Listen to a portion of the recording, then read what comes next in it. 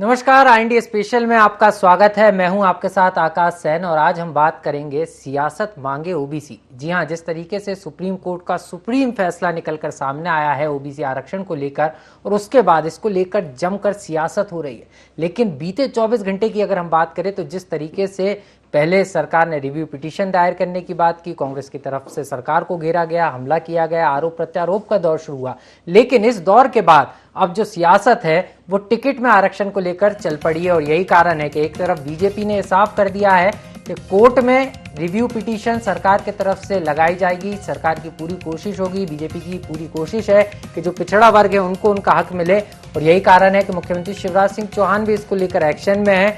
मुख्यमंत्री ने अपने जो विदेश दौरा था उसको भी निरस्त किया, लेकिन कांग्रेस के अपने सवाल है। लेकिन सबसे बड़ी बात यह है कि बीजेपी ने यह ऐलान कर दिया है कि आगामी जो नगरीय निकाय और पंचायत जो चुनाव होंगे उसमें 27% से ज्यादा जो टिकट हैं वो ओबीसी वर्ग को दिए जाएंगे। इस तरीके की बात वीडी शर्मा जो बीजेपी के प्रदेश अध्यक्ष हैं उन्होंने कही है। वहीं कांग्रेस भी पीछे नहीं है, कांग्रेस ने भी यही दाव चला है। कांग्रेस ने भी साफ तौर पर ऐलान कर दिया है कि हम भी ओबीसी वर्ग को 27% टिकट में आरक्षण देंगे। मतलब न्यायालय के बाद अब जो ये लड़ाई है वो अब धरातल पर उतरती हुई नजर आ रही है और ये तो साफ ही हो गया है कि जो चुनाव हैं वो तय समय पर होंगे। तय समय पर यानी जिस तरीके से सुप्रीम कोर्ट ने दिशा निर्देश दिए हैं राज्य निर्वाचन आयोग को कि 2 हफ्तों के अंदर चुनाव की अधिसूचना जारी की जाए और इस बात के संकेत राज्य निर्वाचन आयुक्त ने भी दिए हैं, बीपी सिंह ने। उन्होंने साफ कर दिया है कि जून में जो चुनाव है वो हो सकते हैं। मतलब चुनाव जून में होंगे, लेकिन इसके पहले ओबीसी वर्ग को लेकर जिस तरीके से सियासत हो रही है इस पर हम चर्चा करेंगे और यही कारण है कि हम साफ तौर पर ये कह रहे हैं सियासत मांगे ओबीसी और समझना होगा कि ओबीसी वर्ग अब किसके साथ आता है, इसी पर हम चर्चा करेंगे। लेकिन इसको लेकर क्या कुछ कहना है बीजेपी और कांग्रेस का और सरकार का, पहले वो समझ लेते हैं।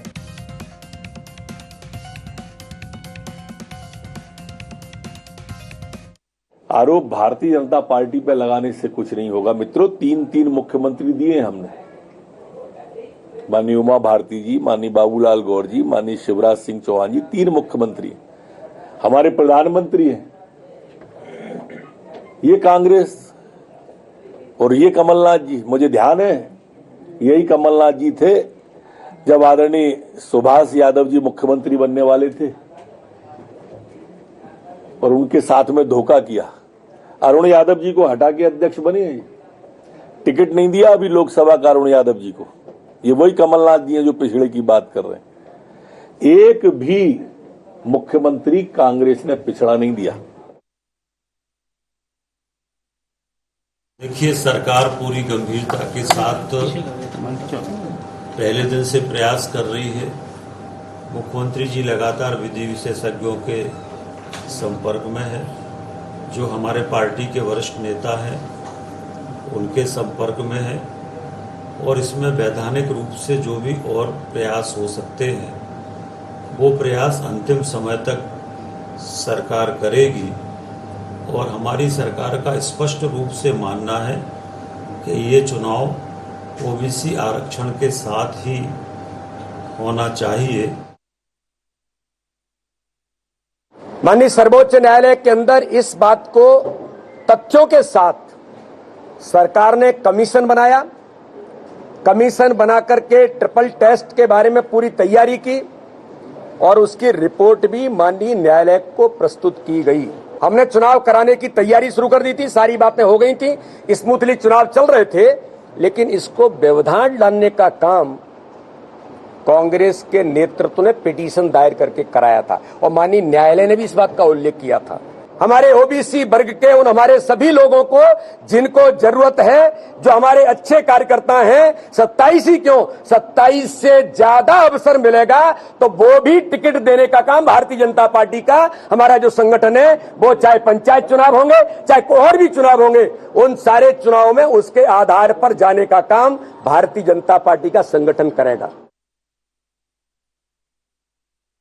हमें बीजेपी सरकार से कोई उम्मीद नहीं है। उन्होंने 2 साल कोई प्रयास नहीं किया, कोई कानून नहीं लाए। संविधान में संशोधन हो सकता था कि पिछड़ा वर्ग को आरक्षण मिले, इन्होंने कोई कार्रवाई नहीं करी और इसीलिए सुप्रीम कोर्ट ने ऐसा फैसला दिया है। कांग्रेस पार्टी ने तय किया है कि आने वाले निकाय चुनाव में हम 27% टिकटें पिछड़े वर्ग को देंगे।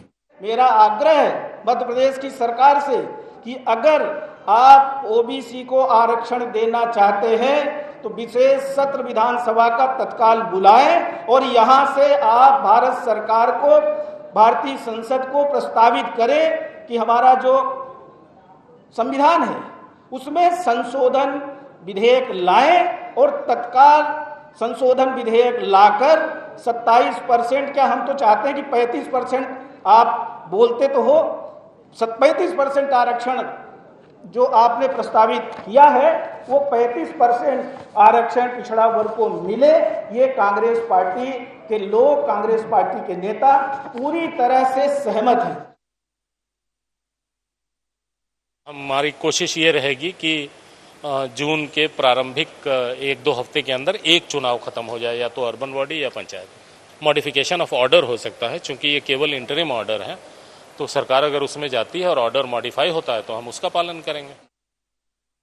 तो सीधे तौर पर आपने आयुक्त बीपी सिंह को आप सुन रहे थे, जो साफ तौर पर कह रहे थे कि जून में जो है पंचायत और नगरीय निकाय चुनाव हो सकते हैं। मतलब संकेत मिल गए, तैयार निर्वाचन आयोग पूरी तरीके से, लेकिन इसमें सियासत जो है साफ तौर पर देखी जा रही है और मामला बड़ा भी है। क्योंकि अगर हम मध्य प्रदेश की बात करें तो मध्य प्रदेश जो है ओबीसी बाहुल्य प्रदेश है और ऐसे में कहीं ना कहीं ओबीसी वर्ग की अनदेखी दोनों ही पार्टियों को नुकसान पहुंचा सकती है। और यही कारण है कि जब बात कोर्ट में नहीं बनी तो अब टिकट पर बात आ गई है और यही कारण है सियासत मांगे ओबीसी। इसी पर हम चर्चा करेंगे। मेरे साथ हमारे भोपाल ब्यूरो चीफ संदीप मिश्रा जुड़ गए। सबसे पहले उनके पास चलेंगे। संदीप, कैसे देख रहे हैं, क्योंकि सुप्रीम कोर्ट का सुप्रीम फैसला निकलकर सामने आया और उसके बाद अब जिस तरीके से दोनों ही दलों ने, चाहे हम बीजेपी की बात करें या कांग्रेस की, एक नया दाव चला है। टिकट में 27% से ज्यादा ओबीसी आरक्षण देने की बात बीजेपी की तरफ से की जा रही है, तो कांग्रेस भी पीछे नहीं है। कांग्रेस ने भी साफ कर दिया है कि हम 27% आरक्षण टिकट में देंगे। कैसे देखते हैं? देखिए आकाश, हकीकत तो यही है कि सभी राजनीतिक रोटियां सेकने में लगे हुए हैं।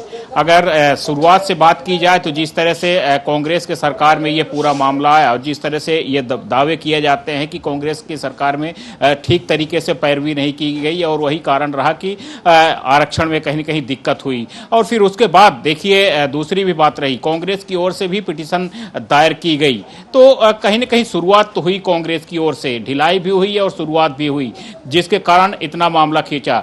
सरकार की ओर से भी अगर हम बात करें तो कहीं न कहीं ट्रिपल टेस्ट में सरकार की ओर से भी देरी हुई और यही कारण रहा कि न्यायालय ने आखिरकार बगैर ओबीसी आरक्षण के यहाँ पर चुनाव कराने के लिए निर्देश जारी कर दिए। तो फिलहाल अब अगर सही बात की जाए तो दोनों पक्ष यहाँ पर आरोप और पलटवार का सिलसिला लगातार दोनों की तरफ से चल रहा है, लेकिन सरकार ने अब अपना नजरिया स्पष्ट किया है कठोर तरीके से कि किसी भी सूरत में ओबीसी के आरक्षण के बिना यहाँ पर चुनाव नहीं होगा। इसके लिए रिव्यू पिटीशन भी दायर की जाएगी सरकार की ओर से। आपने देखा कि मुख्यमंत्री शिवराज सिंह चौहान ने अपने विदेशी दौरे भी रद्द कर दिए। मुख्यमंत्री शिवराज सिंह चौहान लगातार जो कानूनविद हैं उनसे रायशुमारी कर रहे हैं कि इसमें क्या किया जा सकता है और उसके हिसाब से वो रिव्यू पिटीशन दायर करेंगे। निर्वाचन आयोग अपना काम कर रहा है, क्योंकि अगर हम बात करें तो सुप्रीम कोर्ट ने आदेश जारी कर दिया है। निर्वाचन आयोग अपने आप में एक स्वतः बॉडी है, लिहाजा उसका चुनाव कराना काम है, तो निर्वाचन आयोग अपनी तैयारी में जुट चुका है। लेकिन जिस तरीके से दोनों ही राजनीतिक दलों ने नया दाव बीच का रास्ता निकाला है, क्योंकि अगर हम बात करें तो पहले भी कुछ इसी तरीके की स्थिति बनी थी और उसके बाद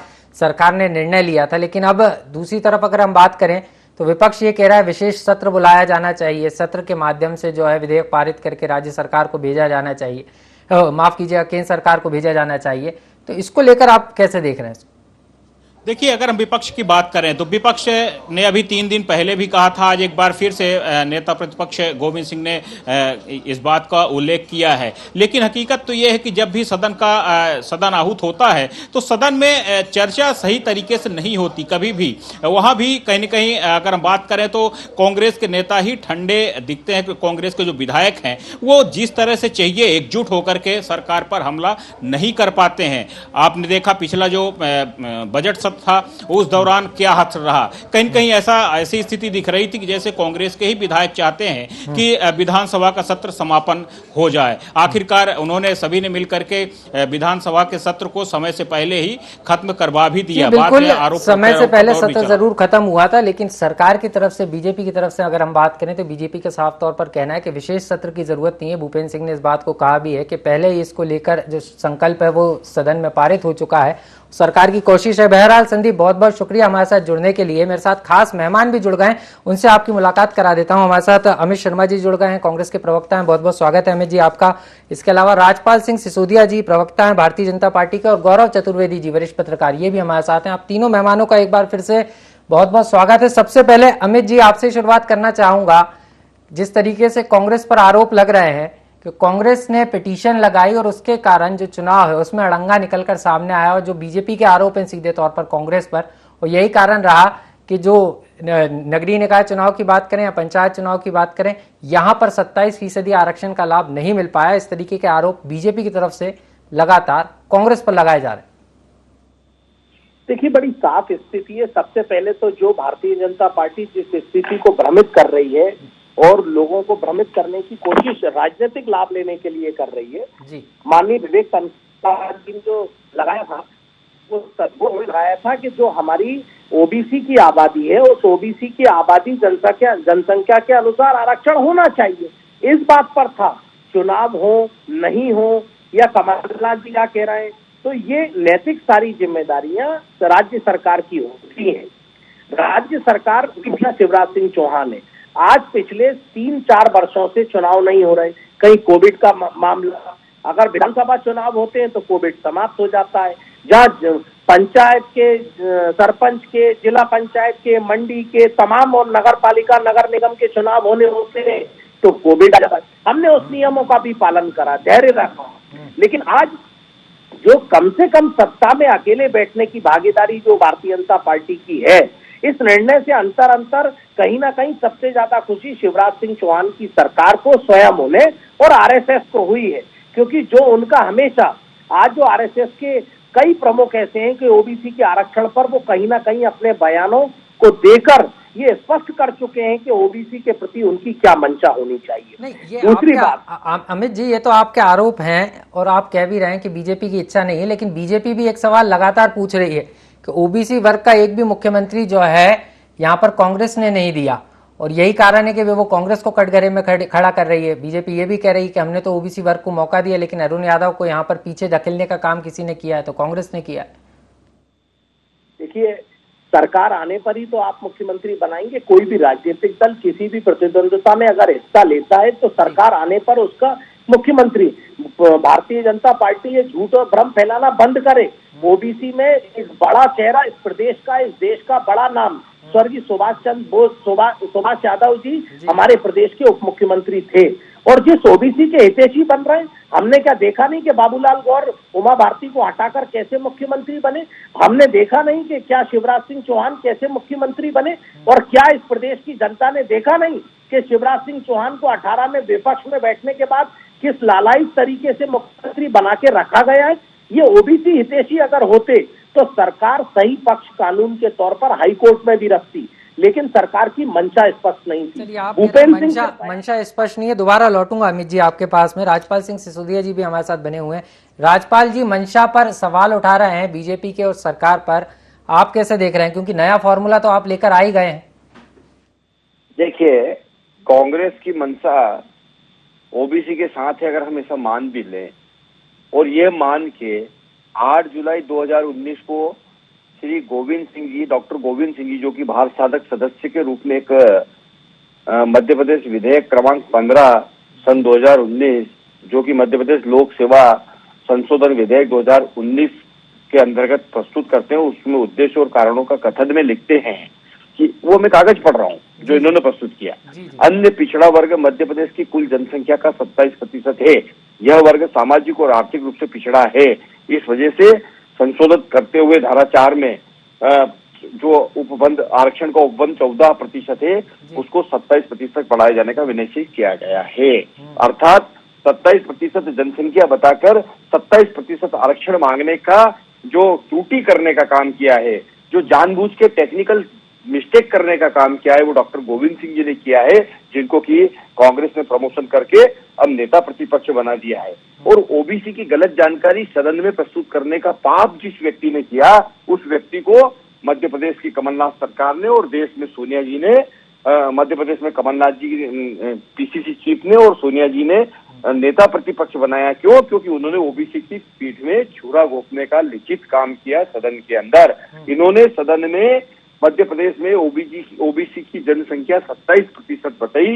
इसी वजह से ये पूरा कानूनी पेच फंसा और इसी वजह से आज तक इस त्रुटि को ठीक करने के लिए हमको कोर्ट से कोर्ट जाना पड़ रहा है, जवाब देना पड़ रहा है। एक तरफ ये गलती करते हैं और दूसरी तरफ मुंह में राम और बगल में छुरी देखिए आपका ही डबल स्टैंडर्ड की बात देखिए कि दूसरी तरफ जब हम पंचायत चुनाव ओबीसी के साथ में लेकर ओबीसी के 27% आरक्षण के साथ में जब हम चुनाव कराने जाते हैं, हमारे उम्मीदवारों के मध्य प्रदेश में फॉर्म जमा हो जाते हैं, पंचायत के उम्मीदवार लड़ने के लिए तैयार हो जाते हैं, तब सैयद जफर साहब, जय ठाकुर साहब की पिटीशन पर विवेक तनखा साहब कोर्ट जाते हैं और उस चुनाव को स्थगित कराते हैं और वहां पर ये 27% वाला जो इनके द्वारा की हुई जानबूझकर टेक्निकल की हुई त्रुटि थी वो कोर्ट के सामने बताते हैं और नतीजा ये होता है कि आज हम पूरे मध्य प्रदेश के ओबीसी वर्ग परेशान हो रहा है और सरकार उसके हित को लेकर कोर्ट से कोर्ट में जाकर विद्वान वकीलों को खड़ा करके अपना पक्ष रखने का काम कर रही है। पक्ष तो रख रही है यहाँ पर राजपाल जी, लेकिन सवाल यहाँ पर ये भी उठता है, अगर कांग्रेस से गलती हुई थी और मध्य प्रदेश में जब सत्ता परिवर्तन हुआ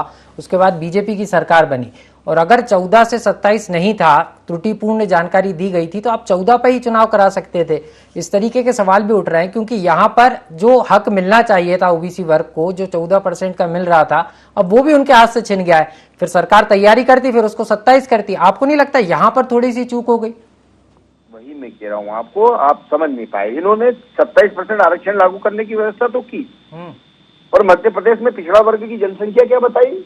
27%। नहीं, मैं राजपाल जी यही कह रहा हूँ, मैं यही कह रहा हूँ आपको, मैं यही बता रहा हूँ कि इन्होंने गलती की, 27% आबादी बता दी। आपको लग रहा था कि यहाँ पर मिस्टेक है, त्रुटिपूर्ण जानकारी दी गई है, आप प्रॉपर रूप से, आपकी सरकार थी, जो आया था नियम उसको आप हटा देते और जो 14% का आरक्षण था उसी से पंचायत और नगरीय निकाय चुनाव करा देते, तो उससे कहीं ना कहीं 14% का लाभ तो ओबीसी वर्ग को मिल ही जाता और उसका पूरी तैयारी से आते तो 27% भी कर देते। तो यहाँ पर आपको नहीं लगता कि ऐसा हो सकता था? अगर कांग्रेस ने गलती करी तो बीजेपी सरकार सुधार सकती थी? नहीं हो सकता था ऐसा, वही मैं आपको बताने का प्रयास कर रहा हूँ। जी बताइए। इस बात को चैलेंज कहाँ हो गया? कोर्ट में चैलेंज हो गया। मतलब ये विधेयक के संशोधन विधेयक जो कोर्ट के अंदर चैलेंज हो गया और वहाँ प्रिजुडिस है, तो उसको सरकार कैसे चेंज कर देगी? जब तक वो निर्णय तो कोर्ट से होगा ना। ये गलती करने के बाद में इस गलती को कोर्ट में उठाया किसने? आप ये समझिए, गलती करते हैं, डॉक्टर गोविंद सिंह जी का पत्र सदन के अंदर जाता है, उसमें गलती होती है, उसके आधार पर कानून बनता है। 2019 में लोकसभा में चुनाव जीतना है, ओबीसी का पक्ष अपने पक्ष में करने के लिए कमलनाथ जल्दबाजी में ऐसा गलत निर्णय करवा लेते हैं और जब ये चुनाव हार जाते हैं तो जनता से चिढ़, ओबीसी से चिढ़ मचती है और फिर जब जाके इन्हीं के लोग इसी गलती को कोर्ट में प्रस्तुत करके और अपनी ही पीठ अपने हाथ से ठोकने का प्रयास करते हैं और पंचायत चुनाव को रोकने का काम करते हैं। यही तो मैं कह रहा हूँ कि दो तरह का चरित्र है। जी कांग्रेस का चरित्र अलग है, न्यायालय में सदन में चरित्र अलग है। न्यायालय में इनके वकील जब जाते हैं तो वो वहाँ पे राज्यसभा सांसद नहीं रहते, वो सिर्फ वकील हो जाते हैं। इनके सैयद जफर जब न्यायालय में पिटिशनर बनते हैं तब वो कांग्रेस के प्रवक्ता नहीं रहते हैं, वो पिटिशनर रहते हैं। चलिए मैं समझ लेता हूँ, कांग्रेस के अनेक चेहरे हैं, आप इस तरीके की बात कह रहे हैं, निष्पक्ष प्रतिक्रिया भी ले लेता हूँ, आपके पास लौटूंगा। गौरव सर हमारे साथ लगातार बने हुए हैं। सर आप कैसे देख रहे हैं, क्योंकि यहाँ पर ये तो साफ है कि ओबीसी वर्ग के साथ एक बड़ा गुनाह हो गया है और इसका गुनहगार कौन है, आपको क्या लग रहा है सर? आकाश जी, देश के सुप्रसिद्ध लेखक हैं डॉक्टर श्रीलाल शुक्ल जी, उनकी एक कृति है राग दरबारी, जिसमें उन्होंने एक उल्लेख किया है कि एक स्कूल का मामला है। स्कूल में प्राचार्य और इंग्लिश के मास्टर की जमती नहीं है जी। इंग्लिश के मास्टर जब अपने आवेदन, छुट्टी का आवेदन लिखकर प्रिंसिपल को देते हैं तो प्रिंसिपल उसमें स्पेलिंग मिस्टेक निकाल कर रख देते हैं और कहते हैं तुमसे एप्लीकेशन तक तो ठीक से लिखी नहीं जाती, बच्चों को क्या पढ़ाओगे। वर्तमान जो हालात मध्य प्रदेश के बने जा रहे हैं वो ठीक वैसे के वैसे ही है। भारतीय जनता पार्टी कांग्रेस की गलतियों को निकालने का काम कर रही है, कांग्रेस भारतीय जनता पार्टी की गलतियों को निकालने का काम कर रही। जो असल मुद्दा है कि अगर कांग्रेस ने गलत किया था तो अब भाजपा की सरकार है, भाजपा की सरकार उसे दुरुस्त कर लेती। ठीक है, अब सुप्रीम कोर्ट का फैसला आ चुका है, चुनाव जारी हो चुके हैं। एक बहुत अच्छा इंसिडेंट आज घटित हुआ है। कांग्रेस के मुखिया कमलनाथ कह रहे हैं कि हम 27% सीटों पर पिछड़ों को लड़ाएंगे। भारतीय जनता पार्टी के प्रदेश अध्यक्ष बोल रहे हैं कि हम 27 से बढ़कर भी पिछड़ों को चुनाव में उतारेंगे। तो अब विवाद की स्थिति कहां बन रही? चलिए, आप वैधानिक तौर पर जो आरक्षण मिलना चाहिए वो नहीं मिल पा रहा है, तो अब आप पंचायत चुनाव कराएं। कांग्रेस अगर 27 दे रही तो 27 दे दे, भाजपा अगर 35 से ज्यादा दे रही है, 27 से ज्यादा दे रही, तो वो देके चुनाव करा ले, और जो कानूनी प्रक्रियाएं हैं उनको बाद में पूरा करा ले। निश्चित रूप से सर, कानूनी प्रक्रिया को बाद में पूरा करा लें, लेकिन यही तो मुसीबत है पार्टियों की कि यहाँ पर श्रेय की सियासत भी है, क्योंकि ओबीसी वर्ग अगर पार्टियों से छिटका तो बड़ा प्रभाव जो है यहाँ पर ओबीसी वर्ग का रहेगा आगामी चुनाव में भी, अभी स्थानीय नगरीय निकाय चुनाव में भी। लौटूंगा सर आपके पास, लगातार हमारे साथ अमित जी जुड़े हुए हैं। अमित जी, बीजेपी के तमाम आरोप हैं और जिस बात का जिक्र जो है बीजेपी कर रही है कि जो जल्दबाजी में 27% ओबीसी आरक्षण का जो पूरा खाका कांग्रेस सरकार लेकर आई थी उसकी त्रुटि थी, और यही कारण है कि इस तरीके की स्थितियां यहां पर बनी है और जो ओबीसी वर्ग है उसको उनका हक नहीं मिल पाया। देखिए, मेरे जो विद्वान साथी कह रहे हैं, मैं उसी की बात से शुरुआत करता हूं। मेरे भारतीय जनता पार्टी के विद्वान साथी ने चलो कम से कम ये तो स्वीकार कर लिया कि कांग्रेस 27% ओबीसी के हित के लिए आरक्षण की बात करने आई थी, और कांग्रेस ने, गोविंद सिंह जी ने इस बात को मजबूती से परिषद के उसमें विधानसभा के अंदर रखा। ये बात तो उन्होंने स्वीकार कर ली। आज 15-17 सालों से सत्ता में भारतीय जनता पार्टी है, और इस बात को जब मौका हमें मिला तो हमने 27% ओबीसी के आरक्षण की पैरवी भी करी, मजबूती से बात भी करी, और चुनाव भी हम उस रूप में कराने जा रहे थे। लेकिन भारतीय जनता पार्टी की मंशा और नीयत देखिए आप, कि जब चुनाव की रूपरेखा आगे बढ़ी तो ये 27% और 14% को इन्होंने ध्यान नहीं दिया। अगर ये कांग्रेस ने त्रुटि करी थी तो ये 2.5 वर्षों में क्या इस त्रुटि को विधानसभा में लाकर, कैबिनेट में लाकर, इसका कानून बनाकर, विधि सलाह लेकर, क्या इस पर मापदंड तय कर सरकार अदालत में जवाब नहीं दे सकती थी? लेकिन जब शिवराज सिंह चौहान ओबीसी के नाम पर सत्ता की मलाई खा रहे थे, जब सत्ता को लालच में कैसे कांग्रेस की सरकार गिर जाए इस मामले में व्यस्त थे, और शिवराज सिंह चौहान और पूरी सरकार, जो आज मेरे भारतीय जनता पार्टी के विद्वान साथी कह रहे हैं कि हमें चिंता थी, इन्हें चिंता गद्दी की थी, इन्हें न चिंता 27% ओबीसी की थी और न किसी के समुदाय के हित की थी। ये सिर्फ इनकी खोखली बातें थी, और इनके भूपेंद्र सिंह मंत्री के बयान आते रहे कि इन्होंने हमेशा कहा कि हम अदालत में जवाब दे रहे हैं। अरे जवाब आप क्या दे रहे हो? आपके द्वारा आरएसएस के लोग जो विधि सलाहकार बने हुए हैं वो किस तरह से प्रेजेंट कर रहे हैं? इससे सत्ता में रहने की मलाई खाएं शिवराज सिंह चौहान और आरोप लगाएं कांग्रेस पर। ये मैंने लेकिन एक चीज अमित जी आपके भी गंभीर आरोप सरकार पर हैं, लेकिन एक चीज यहाँ पर जिसको लेकर बवाल भी हो रहा है, बीजेपी आप पर आरोप भी लगा रही है, आपको नहीं लगता कि कांग्रेस के पास भी विद्वान थे और अगर त्रुटि हो गई थी और ओबीसी वर्ग की दोनों ही पार्टियों को चिंता है, ओबीसी वर्ग का उत्थान दोनों ही पार्टियां करना चाहती हैं, तो एक मत होकर भी तो यहाँ पर काम किया जा सकता था? क्योंकि कांग्रेस के तरफ से जो पिटीशन लगाई गई, माफ कीजिएगा सैयद जाफर जी की तरफ से, क्योंकि साफ तौर पर कहा गया था कांग्रेस ने नहीं लगाई, तो सैयद जाफर जी ने जो पिटीशन लगाई थी, तो अगर कहीं त्रुटि थी, कहीं गलती थी, तो सरकार के साथ भी मिल बैठ के काम, क्योंकि ओबीसी वर्ग को लाभ मिल जाता कहीं ना कहीं। और अब तो ये हो गया कि 14% भी नहीं मिलेगा तो 27 भी नहीं मिलेगा। देखिए, 14 और 27 को उलझाने का काम जो सत्ता में बैठी भारतीय जनता पार्टी है, बड़ी सरल भाषा में आपको कहना चाहता हूँ, कांग्रेस की मंशा अगर उनके प्रति खराब होती तो 14 से 27 कांग्रेस ही लेके आई थी, जो भारतीय जनता पार्टी के विद्वान साथी ने स्वीकार कर लिया।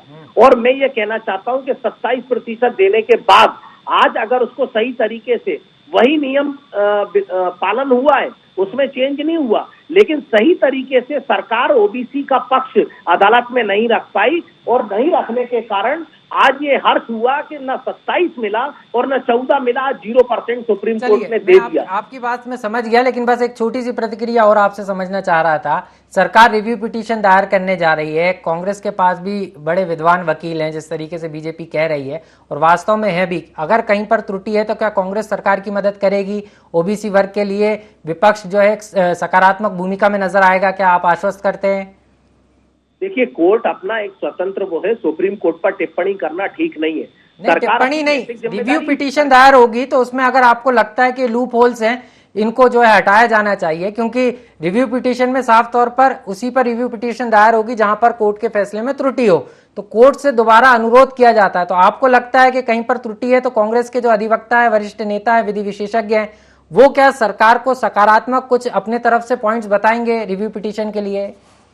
है उसका उत्तर सुन लीजिए। सरकार के साथ ओबीसी वर्ग के कल्याण के लिए कांग्रेस को जहां खड़ा होना होगा कांग्रेस खड़ी होगी, और निश्चित तौर पे, और कमलनाथ जी का बयान बड़ा स्पष्ट है आज का कि 27% आरक्षण टिकटों के माध्यम से उनकी जनता के जनसंख्या के आधार पर उन्हें कांग्रेस तो भी देगी, जो भी निर्णय होगा उसके उपरांत भी। चलिए, कांग्रेस आश्वस्त कर रही है कि रिव्यू पिटीशन में कांग्रेस भी जो है अब सरकार का साथ देगी, लेकिन कितना देगी फ्लोर पर यह समझना होगा। राजपाल जी हमारे साथ लगातार बने हुए हैं। राजपाल जी, समय कम है, लेकिन अंतिम प्रतिक्रिया आपसे चाहूंगा 30 सेकंड में, कि अब नया दाव खेला है और ये साफ कर दिया है कि 27 से भी ज्यादा टिकटों में आरक्षण देगी बीजेपी। देखिए, पंचायत के चुनाव में भाजपा समर्थित लोगों को, उस वर्ग ओबीसी वर्ग के लोगों को लड़ाया जाएगा, और निकाय के चुनाव जो दलीय आधार पर होते हैं उसके अंदर टिकट देने की बात हम करें। कांग्रेस ने गलती करी है, कांग्रेस माने या ना माने, पर कांग्रेस की गलती ऐसी गलती है कि आप जन्म प्रमाण पत्र मांगने जाए और मृत्यु प्रमाण पत्र का लिख कर दे दे। आपने 27% आरक्षण तो मांगा, पर 27% जनसंख्या बताकर 100% आरक्षण मांग लिया, जो कि जानबूझकर की हुई टेक्निकल गलती है। उसी की वजह से आज तक ये मामला उलझा हुआ है। टेक्निकल गलती है जो जानबूझकर की गई है। बहरहाल समय कम है, आप तीनों मेहमान हमारे साथ जुड़े, आपका बहुत बहुत शुक्रिया। तो ये साफ हो गया है कि ओबीसी को लेकर अभी जो सियासत है वो थमने वाली नहीं है, और यही कारण है कि दोनों ही राजनीतिक दलों ने, चाहे हम बीजेपी की बात करें या कांग्रेस की, एक नया दाव चल दिया है। और यही कारण है कि सियासत मांगे ओबीसी में। इतना ही, मुझे दीजिए इजाजत और देखते रहिए IND 24। नमस्कार।